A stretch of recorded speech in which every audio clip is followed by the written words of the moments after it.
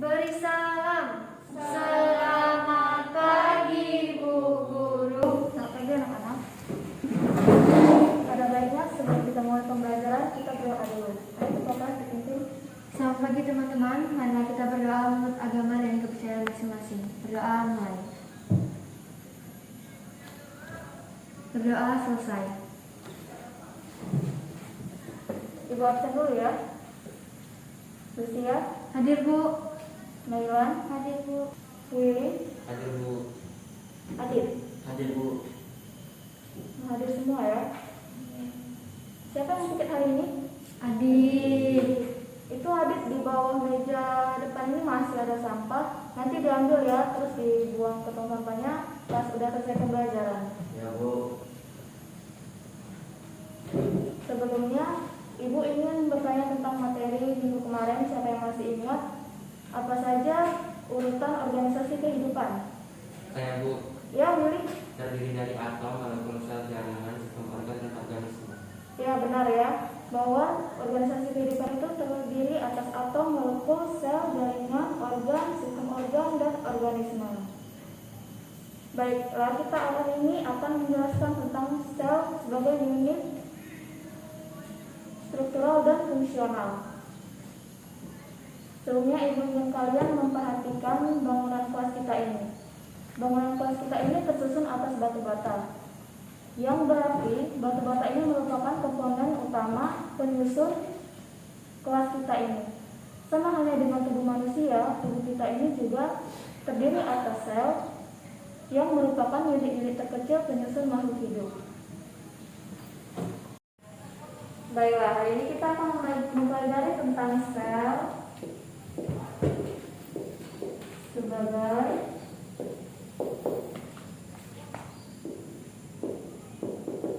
unit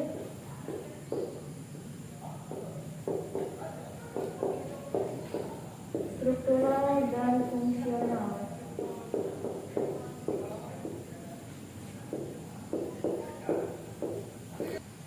Pada hierarki organisasi kehidupan, sel berada di tingkatan terendah yang masih mampu menjalankan fungsi kehidupan. Coba ibu ingin bertanya, mengapa sel dapat dikatakan sebagai unit struktural? Ya Bu. Ya, Lucy? Karena sel adalah unit terkecil dalam tubuh manusia. Ya benar ya, sel merupakan unit terkecil dalam tubuh manusia. Juga kenapa sel dikatakan sebagai unit fungsional? Karena sel mampu menjalankan aktivitas kehidupan seperti pencernaan, ekspresi, pewarisan sifat, dan lain-lain. Sel merupakan unit terkecil penyusun makhluk hidup yang menjadi komponen dasar penyusun jaringan pada makhluk hidup, baik itu uniseluler maupun multiseluler. Setiap organisme itu tersusun atas satu dari dua jenis sel yang secara struktural itu berbeda, yaitu ada sel prokaryotik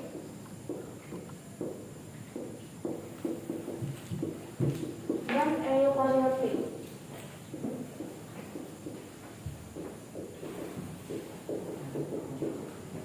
Pada sel prokaryotik ini terdapat pili dan prokaryotik. Di dalam sel prokaryotik ini ada organel-organel yang memiliki fungsi yang berbeda-beda, yaitu pertama ada pili. Pili ini berfungsi sebagai tempat masuknya materi genetik saat perkawinan dan membantu melekatkan diri pada jaringan hewan dan tumbuhan. Lalu ada plasmid.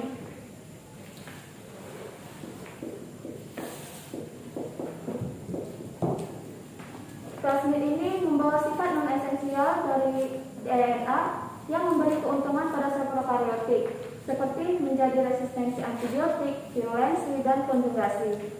Lalu berikutnya ada ribosom.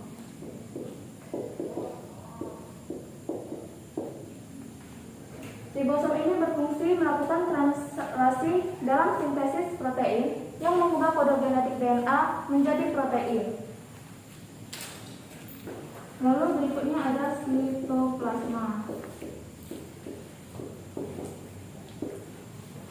Sitoplasma ini berfungsi sebagai tempat berlangsungnya reaksi metabolisme dan menyimpan cadangan makanan dalam bentuk granula. Lalu berikutnya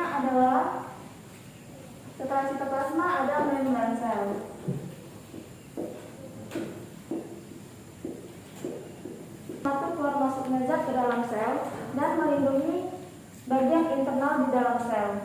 Lalu berikutnya ada dinding sel.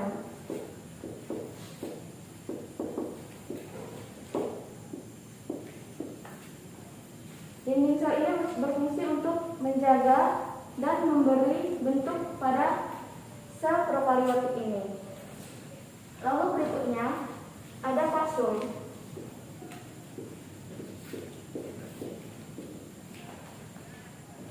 Kapsula ini berfungsi untuk menjadi pelindung sel dan mencegah sel dari kekeringan. Lalu berikutnya ada flagellum.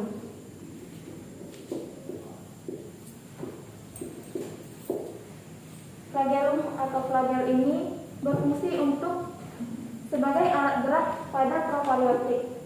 Gerakan si prokariotik ini dia itu memutar-mutar seperti baling-baling. Lalu yang terakhir ada nukleoid.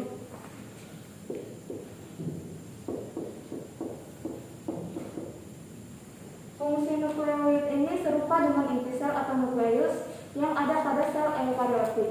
Hanya saja tanpa membran inti sehingga mengalami kontak langsung ke sitoplasma. Sel prokariotik ini dia memiliki nukleus dan inti sel, namun tidak diselubungi oleh membran inti. Sedangkan sel eukariotik dia memiliki inti sel dan inti selnya itu diselubungi oleh membran inti.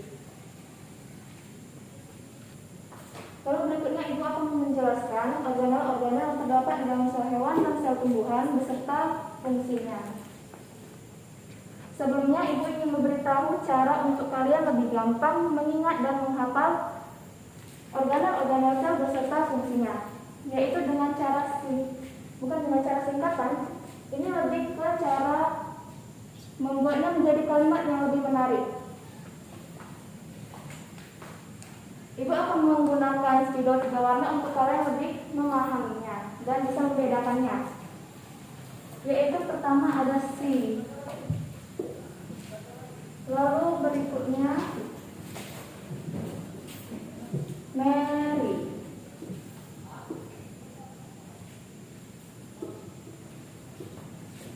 Lalu inti.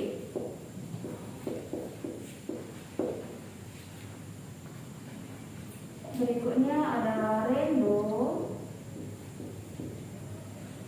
Lalu dan. Lalu mili.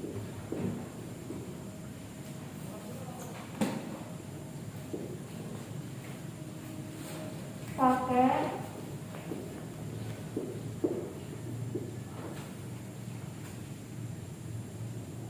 Center lepas.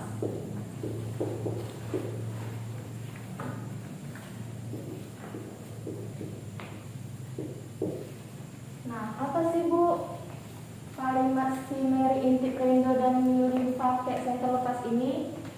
Yaitu ini dia adalah sitoplasma.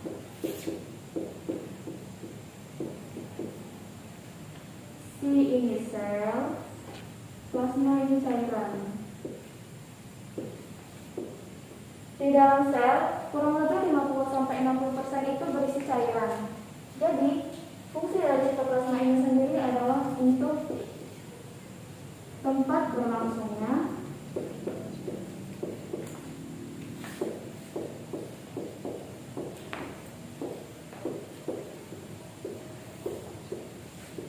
reaksi kimia.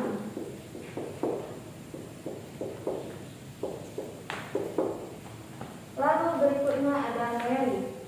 Mary ini adalah membran plasma.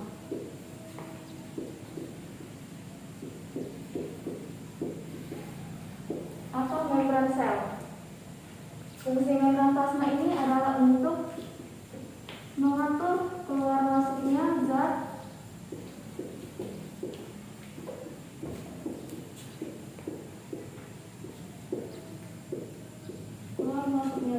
ke dalam sel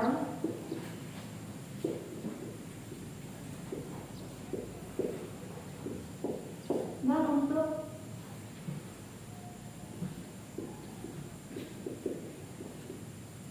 melindungi bagian internal sel.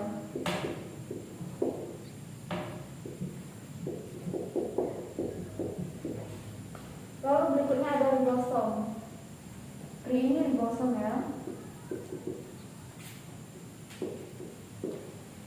Ribosom ini berupa butiran-butiran kecil yang berfungsi untuk sintesis protein.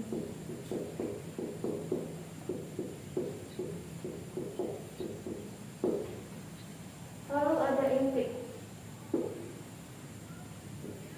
Intip ini adalah inti sel atau nukleus.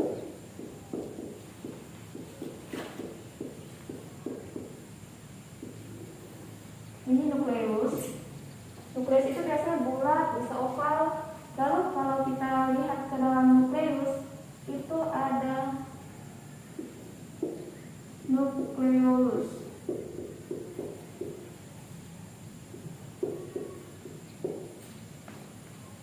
Yang berfungsi untuk mengatur segala aktivitas yang ada di dalam sel.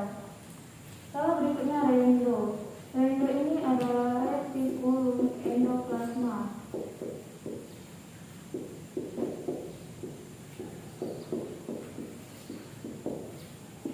Retikulum endoplasma ini biasanya dia berupa lipatan-lipatan yang berada di dekat nukleus.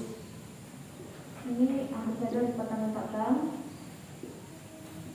Nah, semakin retikulum ini mendekati inti sel, dia itu berarti retikulum endoplasma kasar. Sedangkan dia yang agak jauh dari nukleus itu disebut RE halus atau retikulum endoplasma halus. Apa yang membuat si RE kasar ini itu kasar? Itu karena dia ditempeli oleh ribosom. Ditempeli oleh ribosom yang memiliki fungsi. RE kasar itu berfungsi untuk sintesis ribosom,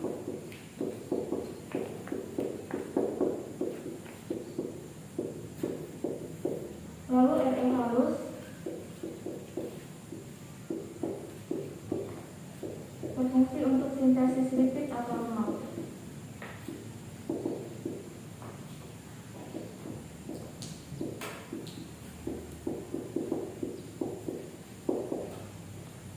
Lalu berikutnya ada DAN.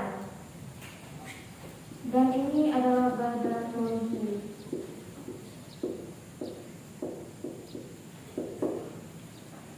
Badan Golgi ini berfungsi untuk menghasilkan energi.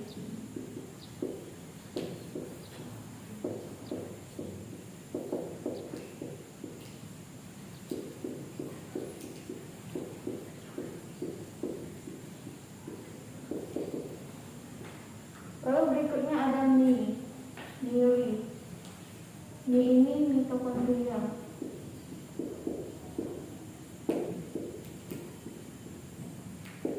Fungsinya untuk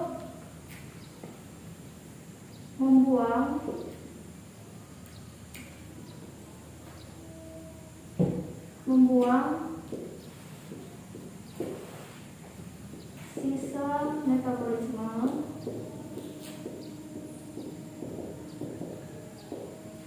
atau racun dalam kandungan kecil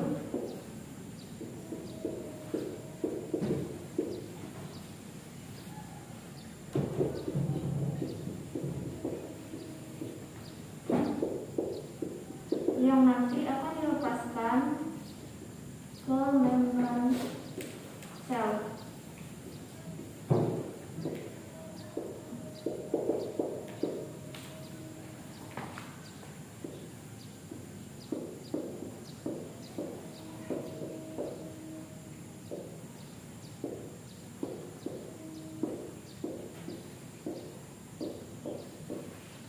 Atau bisa juga untuk tempat pembentukan lisosom.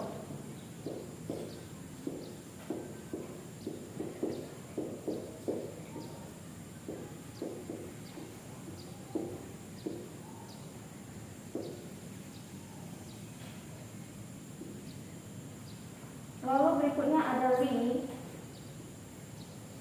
Li ini adalah lisosom.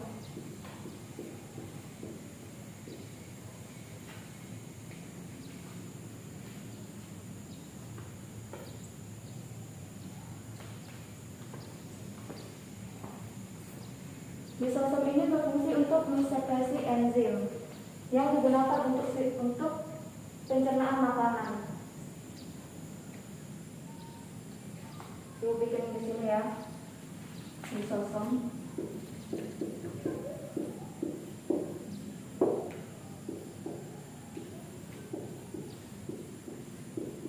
Mensekresi enzim untuk pencernaan makanan.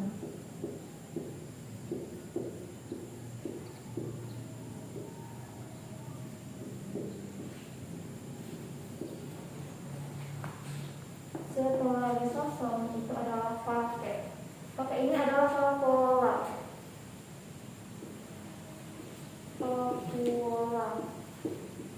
Yang berfungsi untuk menyimpan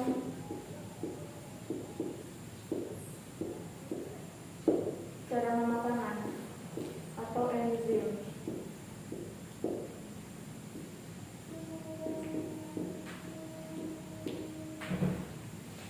Makanan, enzim, cadangan dan lain-lain.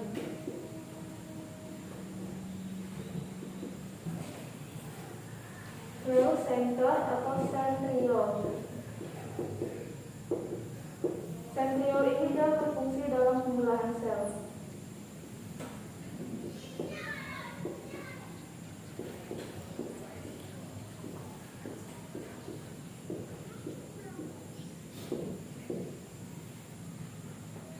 Berikutnya lepas. Lepas ini adalah kloroplast.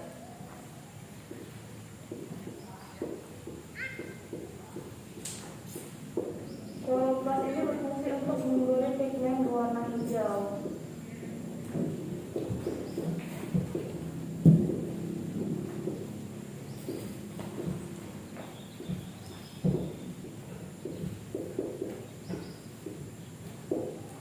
Dan untuk membantu proses fotosintesis.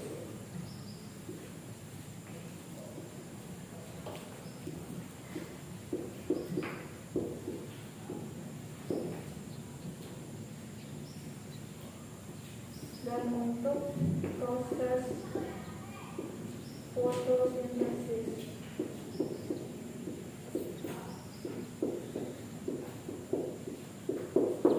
Nah, inilah kalimat yang membuat kalian akan lebih gampang dalam mempelajari organel-organel sel beserta fungsinya, yaitu simeri, inti rendo, dan diri pakai senter lepas.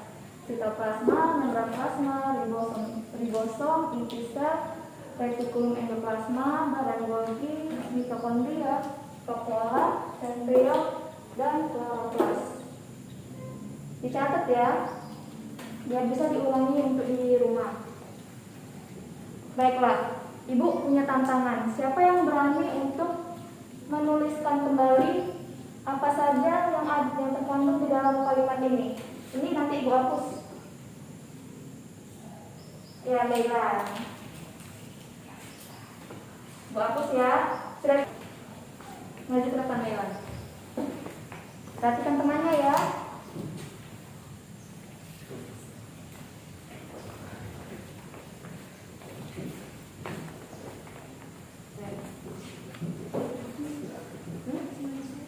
Iya, seperti saja.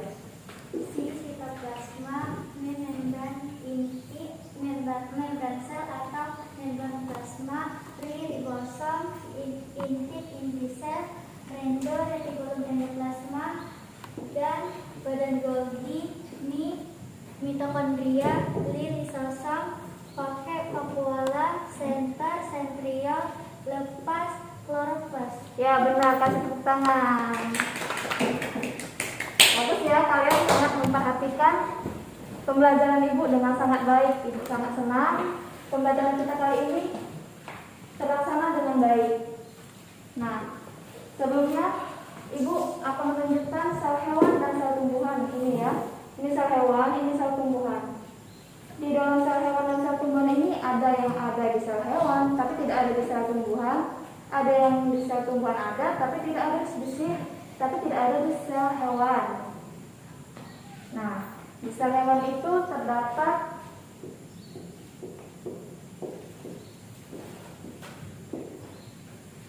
terdapat membran plasma,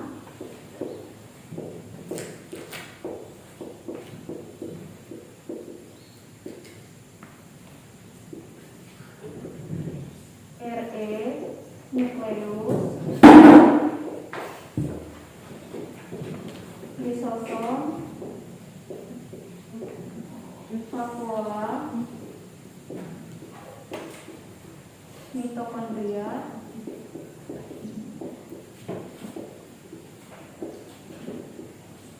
badan Golgi,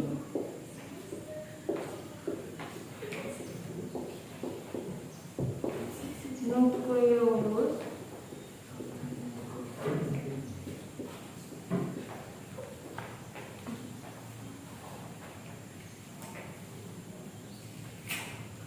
dan sitoplasma.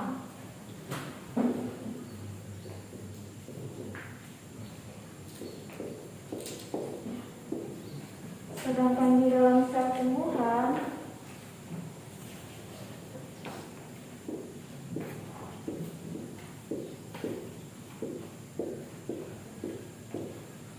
dia ada membran plasma, inti sel,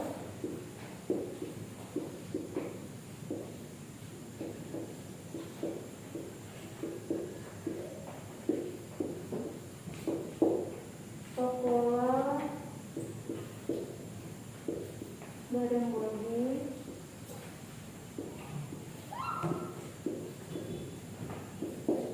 kloroplas,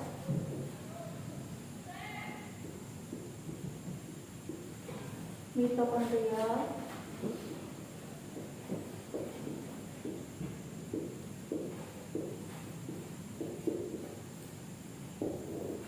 nukleus,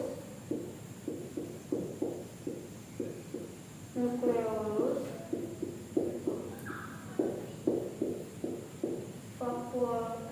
vakuola, retikulum endoplasma,